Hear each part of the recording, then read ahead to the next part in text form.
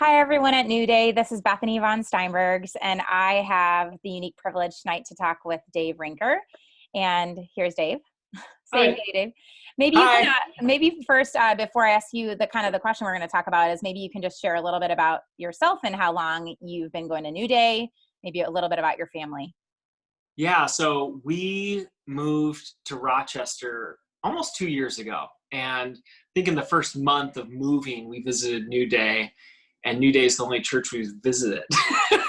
So, That worked out. yeah, totally. So we fell in, we moved from Pasadena, California.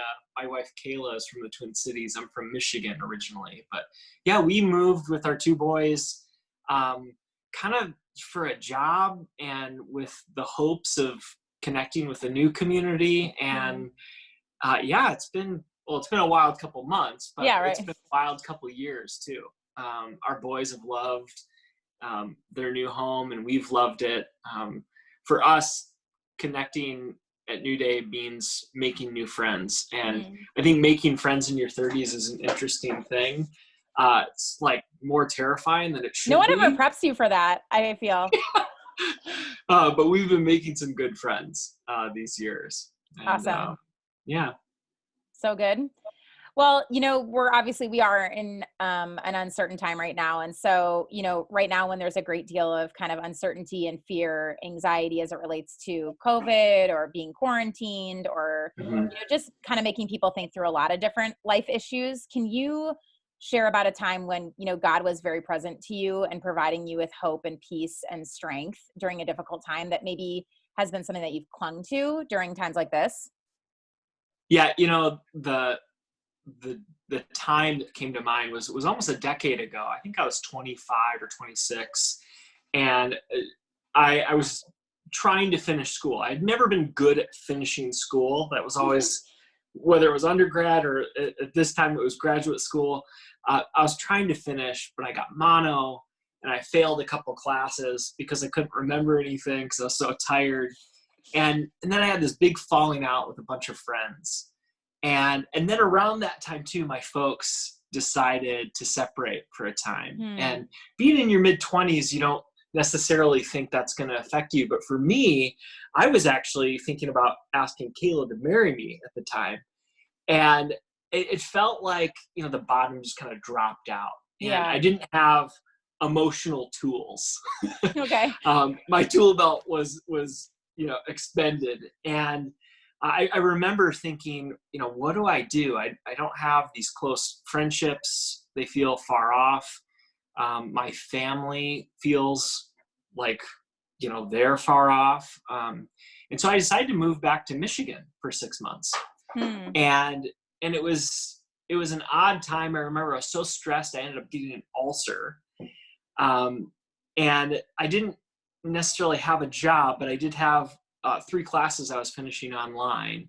And so I felt like I was kind of in quarantine, right? I was isolated doing school, and the bookshop I had worked at previous gave me some hours. And then the 2 churches I had served at previous asked me to come do some teaching, which was kind of, I was not prepared to do that sort of thing emotionally, but it was actually kind of a gift to me because I got in the Word in a new way. And in that time, I started going to therapy for the first time. And it was funny. I showed up to my therapist, which I didn't know who they were. I was assigned someone. It ended up being someone who actually knew me from being a pastor, Really? on stage, Pastor Dave. And she had sort of recognized me in a very strong moment back in the day.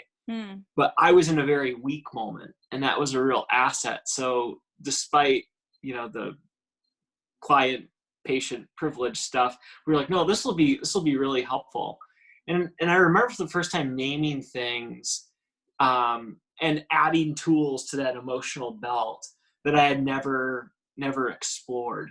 And in that time, there was this book that really stood out. So Dan Allender, I don't know if anyone knows Yeah. Dan Allender, but To Be Told. Oh. Felt like there was a story, right? My parents' marriage, the friendships I had. There were stories that kind of felt out of control.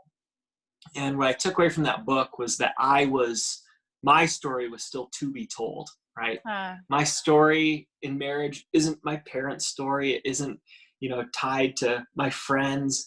And God sort of brought these communities that I've been a part of previously, these church communities, back into my life. And that was really stabilized. For the first time, I felt like I had real community. I'd pushed through kind of the superficial stuff, mm, and I was broken, and I needed people in a way I mm, hadn't before, and people were there, you know? mm. Yeah, that's the time that comes to mind, kind of like right away. It's so interesting too, even some of the things you're mentioning of like how multifaceted God showed up to you, right? Like he's Sure. showing up through your therapist, he's showing up through a book, he's showing up through friends and community, Yeah. right? It's just like how he inhabits so many different kind of pieces of our lives, right? Hmm. Um, and when it all converges, that sometimes is the extra, moment of like, aha, I see you at work, God, right? Yeah. Yeah. There was, in that time, I took these retreats into the wilderness, because that's just kind of in the raw way that I connect with God. That's where it is out in the trees. Hmm. And um, there's a backstory to this, but once in a while I'll ask God to, like, write love in the sky, you know. Hmm. And sometimes you notice that the clouds start being shaped into a heart, and you kind of have to go there with the clouds, if you know what I mean. You kind of have to make your own mystical moment. But sometimes it's like, It's pretty I don't, blatant. Yeah. it's kind of there, Yeah.